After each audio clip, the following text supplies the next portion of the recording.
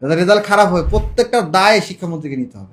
আজকে যে সকল শিক্ষার্থীরা পরীক্ষা ঠিক মতো দিতে পারে নাই, যাদের রেজাল্ট খারাপ হবে, অলরেডি তো মানে খাতা যা লিখবে তা তো লেখা হয়েই গেছে, এখন তো রেজাল্ট খারাপ যাদের হওয়ার তাদের হবেই।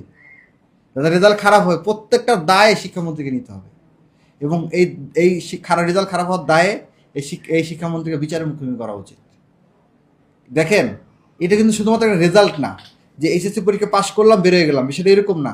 এইচএসসি পরীক্ষার যে মার্ক, মনে করেন যে জিপিএ 5, জিপিএ এবং এসএসসির যে জিপিএ, এই দুইটার জিপিএ সমন্বয়ে একটা মার্ক হয়।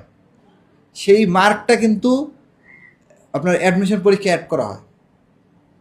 যার গ্রেড একটা কমে যাবে তার 1 মার্ক কমে যাবে না?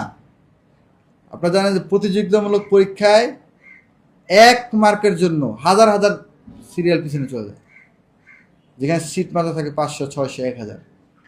তাহলে এই যে শিক্ষার্থীদের যে মানে তাদের স্বপ্ন ভঙ্গ হইল, এর দায়ভারটা কে নেবে?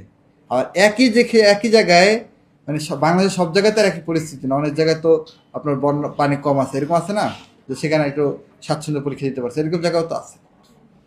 তাহলে তাদের জন্য একরকম, আর বন্যা কবলিত এক জায়গার জন্য একরকম। যার গাড়ি আছে, মানে যার বাপের একটা গাড়ি আছে, সে চাইলেই যত সময় পরীক্ষার কেন্দ্রে পৌঁছাতে পারতেছে তার বাপের গাড়ি দিয়ে, টাকার গরমে।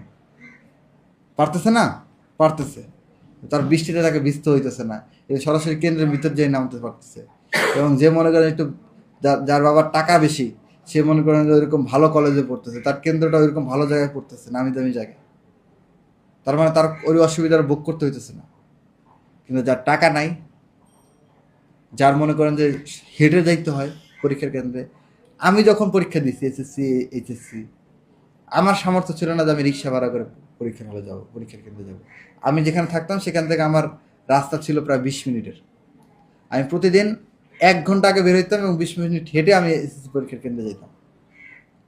এবং এইচএসসি যখন আমি দিচ্ছি ইন্টারমিডিয়েট, এই ইন্টারমিডিয়েট পরীক্ষার সময় আমার কেন্দ্র পড়ছিল যেখানে, সেখানে আমরা স্টুডেন্ট ভাড়া হাফ ভাড়া, মানে সেটা রিক্সা যেতে পারতো অন্যান্য স্টুডেন্ট, আমরা স্টুডেন্ট ভাড়া হাফ ভাড়া দিয়ে দাঁড়ায় দাঁড়ায় ঝুলে ঝুলে 10 টাকা দিয়ে আমরা যেতাম প্রায় আধা ঘন্টার পর। তাহলে এটা ধরেন যে ধরেন এখন এই যে আপৎকালীন পরিস্থিতি, এটা ধরেন স্বাভাবিক পরিস্থিতিতে এটা করা যায়, কিন্তু এই যে আপৎকালীন পরিস্থিতি, এই আপৎকালীন পরিস্থিতিতে তাহলে এই মানুষটা কীভাবে পরীক্ষার হলে যাবে? তা তো সব ভিজে যাবে, সার্টিফিকেট ভিজে যাবে, আপনার কী বলে প্রবেশপত্র ভিজে যাবে, তারপরে হচ্ছে আপনার সবই তো ভিজে যাবে। সে পুরো আপনি দেখছেন ভিডিওতে সবাই একদম কাক ভেজা হয়ে পরীক্ষার হলে যাচ্ছে, ম্যান হোলের মধ্যে পড়ে যেতেছে। তাহলে কি শিক্ষাকে আমরা এইভাবে পরিমাপ করব? যার টাকা বেশি সে বেশি শিক্ষা নিবে, সে ভালো রেজাল্ট করবে, যার টাকা কম সে খারাপ রেজাল্ট করবে। তাহলে কি এডুকেশন মন্ত্রী মানে শিক্ষামন্ত্রী কি এরকম সিস্টেম করলো না যে যার টাকা বেশি তারে গ্রেড বাড়াই দিয়ে সে রেজাল্ট দিয়ে দিল, আর যার টাকা কম তার তার খারাপ রেজাল্টের দিকে তাকে ঠেলে দিল? অন্তত তো সেটাই হয়েছে। যার ব্যবস্থাপনা আছে, যার অর্থনৈতিক সংকুলনটা নাই, সে তো ব্যবস্থা করতে পারছে, সে তো যাইতে পারছে। কিন্তু যার টাকা পয়সা নাই সে তো যাইতে পারে, সবাই তার রেজাল্ট খারাপ হচ্ছে। তাহলে কি শিক্ষা কি গরিবের জন্য একরকম, ধনীর জন্য আরেক রকম? রাষ্ট্রকে ধনীর জন্য একরকম, গরিবের জন্য আরেক রকম? এইভাবে শিক্ষাকে বিতরণ করতেছে কিনা, এই প্রশ্নটা রাখছে।